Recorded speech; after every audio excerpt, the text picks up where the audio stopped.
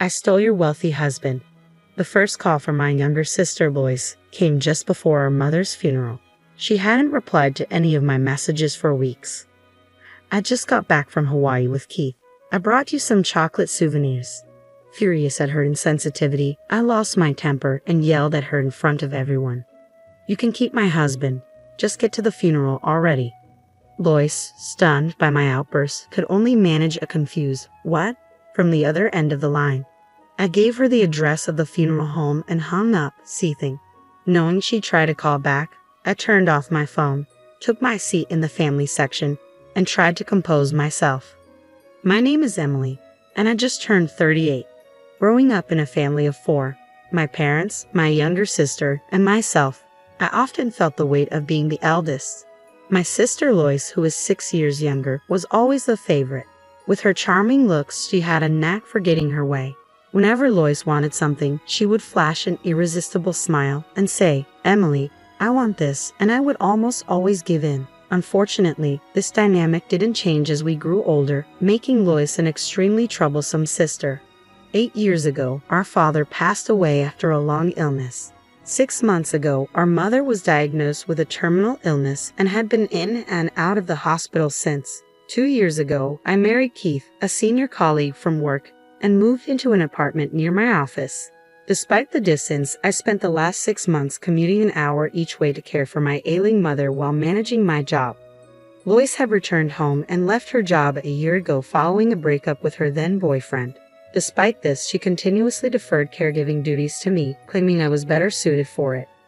Eventually, I took a month off work to care for our mother.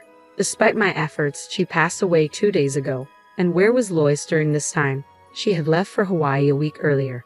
I pleaded with her to stay, but she disregarded my pleas and went ahead with her plans. At the funeral, following the priest's final words, friends and family began to offer their condolences. It was a tribute to my mother's kindness that not only relatives but also many of her friends had gathered to mourn. Several colleagues from my workplace were also present. "I'm sorry for your loss," they offered. "Thank you. I truly appreciate your support in granting me the time to be with my mother during her final days." He's my father-in-law, the company president. Throughout this difficult time, he's shown exceptional understanding and support. But where's Keith? I haven't spotted him around. He's been on a business trip overseas since last week, and I haven't been able to reach him. I understand. I'll inquire with the sales manager about his whereabouts. Due to the size of the company he oversees, Keith and I work in different departments. He's heavily involved in sales and often laments about his demanding schedule filled with frequent business trips. While I tried to be understanding of his absence during this challenging period, I couldn't shake off the anxiety of managing everything alone, especially without being able to reach him or my sister Lois. Meanwhile, my father-in-law made a heartfelt effort to attend the funeral, his presence offering immense support that nearly moved me to tears. Gratitude swelled within me as we rode to the crematory in the limo with the rest of the family. Upon switching my phone back on, I half hoped for a message from Keith. Instead, I was taken aback by the flood of nearly 30 voicemails, most of them from Lois. "Answer your phone. You can't just fabricate absurd lies because you're upset that I'm with Keith now." Her voice echoed through the phone, filled with anger. She took Keith from me. Did she mention something like that during her call before the funeral? I was too overwhelmed with managing the guests to fully grasp what she was implying. Lois and Keith having an affair? Could it be true? I felt a surge of shock and agitation. Was Keith really on a trip with her? It seemed unbelievable. Rushing to check the voicemail, I found several messages from my husband.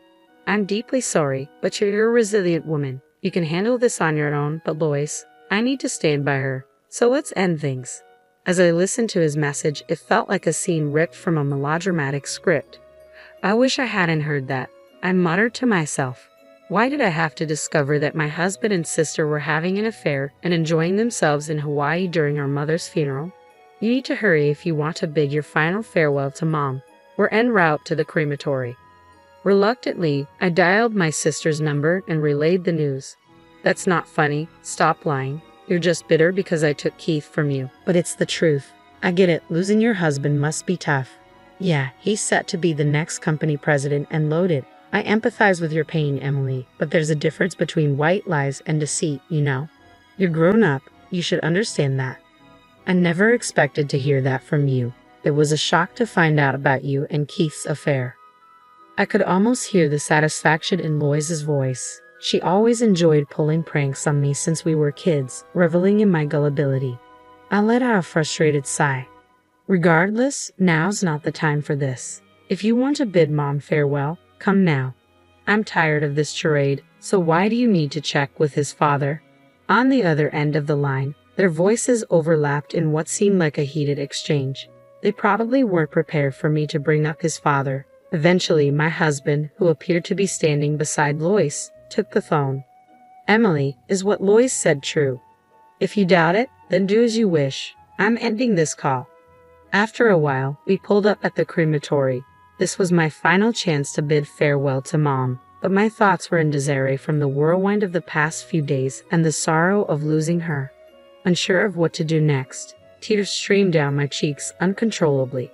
Witnessing my distress, a relative offered a comforting pat on the back, saying, "Your care for Mom until her last moments surely brings her gratitude, Emily." I stood before my mother's casket, bidding my final farewell. "Mom, thank you for everything. I'll miss you dearly." As her casket began its journey for cremation, a sudden commotion erupted. "Wait, where's Mom?" My sister and husband burst into the room, their voices filled with panic. Lois attempted to reach for the departing casket, but the doors closed abruptly, sealing her off. "No, I haven't said goodbye yet. Please stop." Amidst Lois's anguished cries, Keith stood behind her, visibly stunned. "We should proceed. This is unsettling for everyone." "Why didn't you inform me, Emily? I missed the chance to see Mom at the end." "It's on you." "On me?" "Absolutely. If it was this dire, you should have given me a heads up. But you kept quiet." I've lost count of how many times I briefed Lois about Mom's health. Every time, she'd dismiss it, saying, "I'm clueless about this stuff." "You handle it, Emily." "Exactly. This mess is because you never stress how serious Mom's condition was. It's your fault." Even Keith joined in, pointing fingers at me. I glared at them, seething. "And what exactly were you both doing during all this time?" My voice rose. Startled, they fell silent at last. "If you won't say it, I will.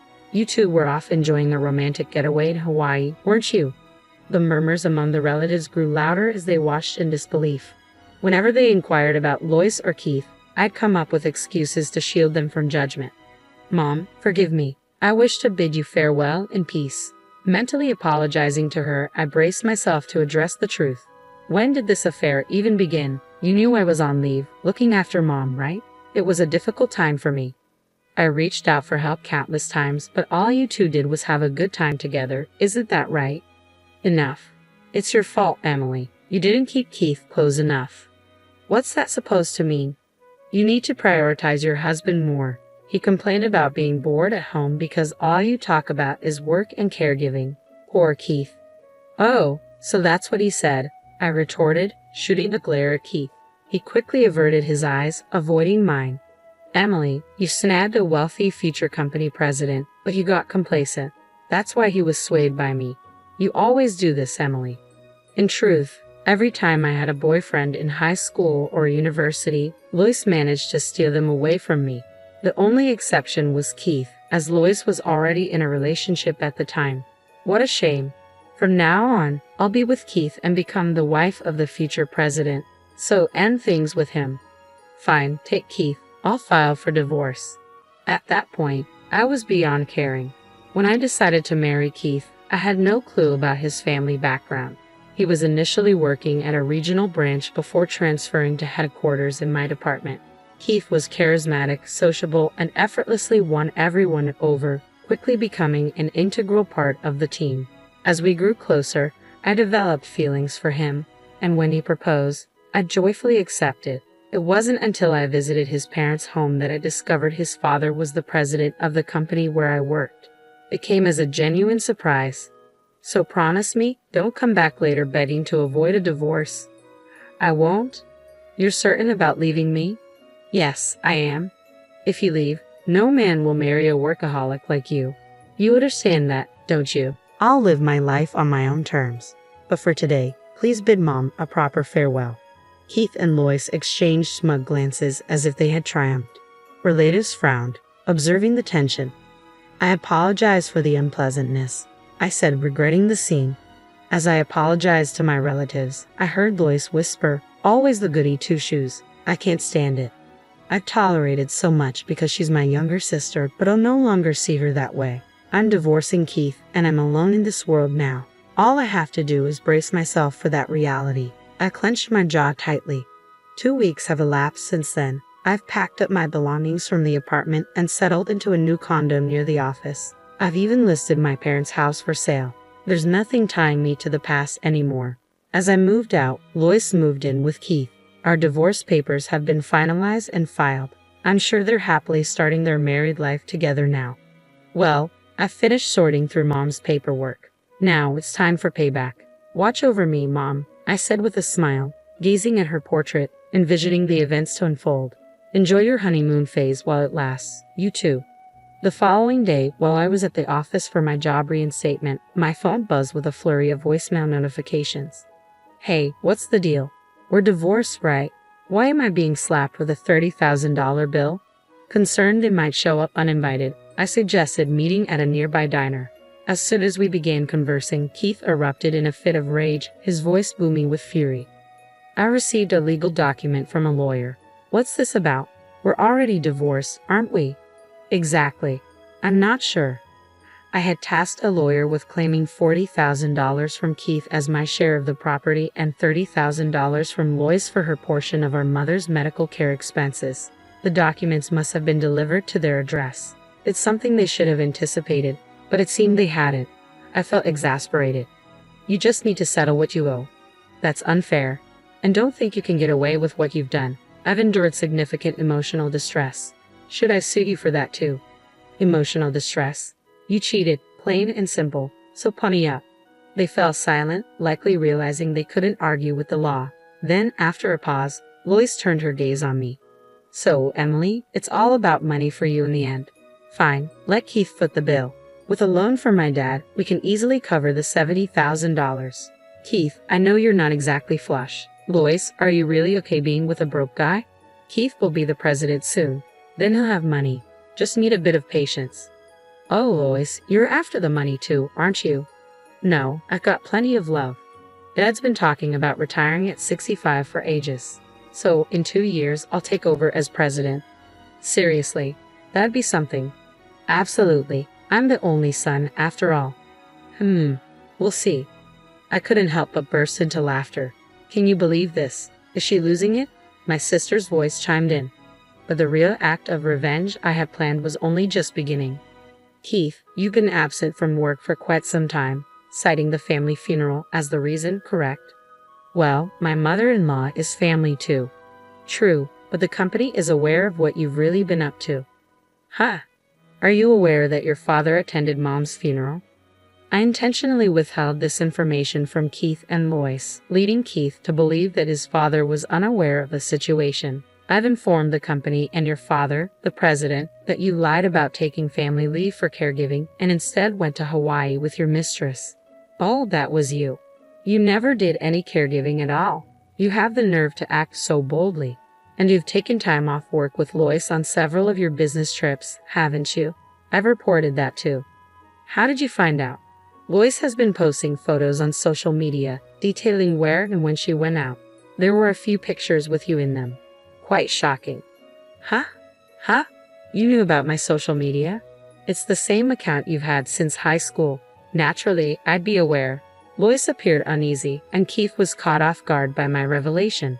"Wait, does Dad really know everything?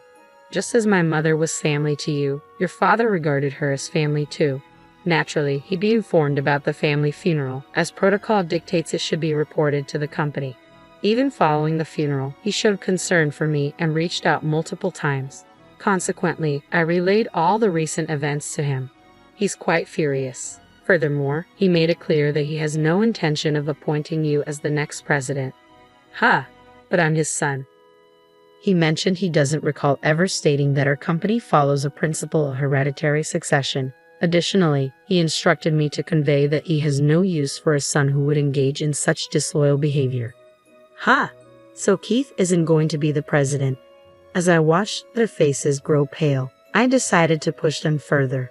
And to add, I'll be assuming the role of president next month.